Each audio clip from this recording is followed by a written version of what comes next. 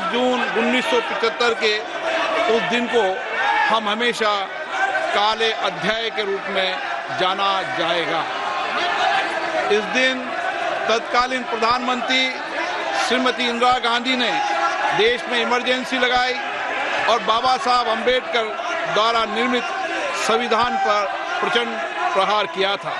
भारत की पहचान पूरी दुनिया में लोकतंत्र की जननी के तौर पर है।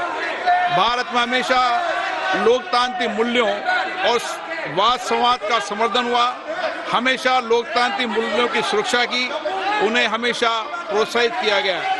ऐसे भारत पर श्रीमती इंदिरा गांधी द्वारा तानाशाही थोप दी गई, भारत के लोकतांत्रिक मूल्यों को कुचला गया और अभिव्यक्ति की आज़ादी का गला घोटा गया।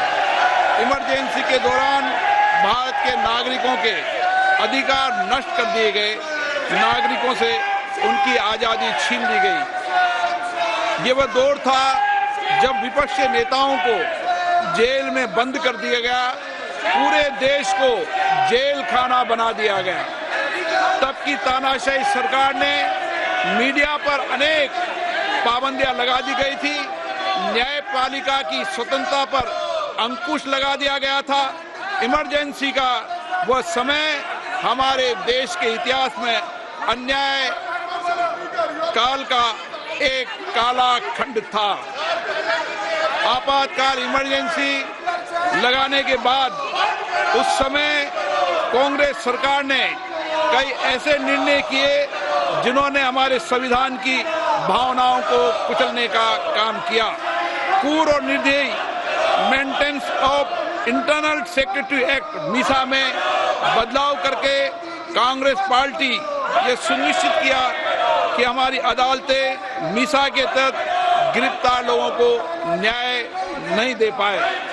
मीडिया को सच लिखने से रोकने के लिए parliament president production of publication refill act, press council refill act और prevention of publication of objectional matter act लाए गए। इस काले खंड में संविधान में 38वां, 89वां, 40वां, 41वां, 42वां संविधान संशोधन किया गया। कांग्रेस सरकार द्वारा किए गए संशोधन का लक्ष्य था सारी शक्तियां एक व्यक्ति के पास आ जाए, न्यायपालिका पर नियंत्रण हो, संविधान के मूल सिद्धांत खत्म किए जा सके। ऐसा करके नागरिकों के अधिकारों का दमन किया गया और लोकतंत्र के सिद्धांतों पर आघात किया।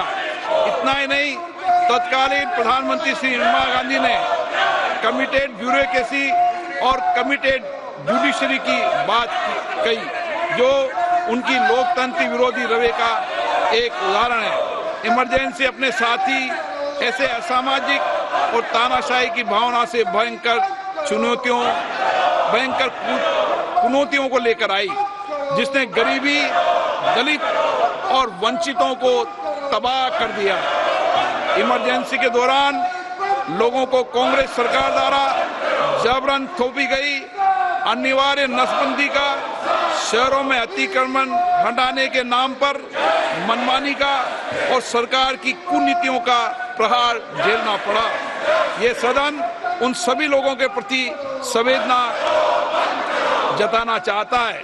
1975 से 1970 कालाखंड अपने आप में एक ऐसा कालाखंड है जो हमें संविधान के सिद्धांतों, संघीय ढांचे और न्यायिक स्वतंत्रता के महत्व को याद दिलाता है। ये कालखंड हमें याद दिलाता है कैसे उस समय हम सभी पर हमला किया गया, क्योंकि जिनकी रक्षा आवश्यक है। ऐसे समय में जब आपातकालीन इमरजेंसी के 50वें वर्ष में हम प्रवेश कर रहे हैं, ये 18वीं लोकसभा बाबा साहब अम्बेडकर द्वारा निर्मित संविधान को बनाए रखने, इसकी रक्षा करने और इसे संरक्षित रखने की अपनी प्रतिबद्धता को दोहराती है। हम भारत में लोकतंत्र के सिद्धांत, देश में कानून का शासन और शक्तियों का विकेंद्रीकरण अक्षुण्ण रखने के लिए प्रतिबद्ध है। हम संवैधानिक संस्थाओं में भारत के लोगों की आस्था और उनके अभूतपूर्व संघर्ष जिनके कारण इमरजेंसी का अंत हुआ और एक बार फिर संवैधानिक शासन की स्थापना हुई, उनकी सराहना करते हैं। 1975 में आज 26 जून के दिन ही देश इमरजेंसी की कूट सच्चाइयों का सामना करते हुए उठा था। 1975 में आज के दिन कैबिनेट ने इमरजेंसी का पोस्ट फैक्टो रेक्टिफिकेशन किया था। इस तानाशाही और असंवैधानिक निर्णय पर मोहर लगाई थी। इसलिए हमारी संसदीय प्रणाली अनगिनत बलिदानों के बाद मिली दूसरी आजादी के प्रति अपनी प्रतिबद्धता को दोहराने के लिए आज के प्रस्ताव किया जाना आवश्यक है। अब हम ये जानते हैं कि हमारी युवा पीढ़ी लोकतंत्र के इस काले अध्याय के बारे में जरूर जानना चाहिए। इमरजेंसी के दौरान गैर कानूनी गिरफ्तारियां, सरकारी प्रताड़ना के चलते अनगिनत लोगों को यातनाएं सहनी पड़ी थी। उनके परिवार उनको असमित कष्ट उठाना पड़ा था। इमरजेंसी ने भारत के कितने नागरिकों का जीवन तबाह कर दिया था, कितने लोगों की मृत्यु हो गई थी। इमरजेंसी के इस काले खंड में कांग्रेस की तानाशाह सरकार के हाथों अपनी जान गंवाने वाले भारत के ऐसे कर्तव्यनिष्ठ और देश में प्रेम करने वाले नागरिकों की स्मृति में हम सब 2 मिनट का मौन रखते हैं।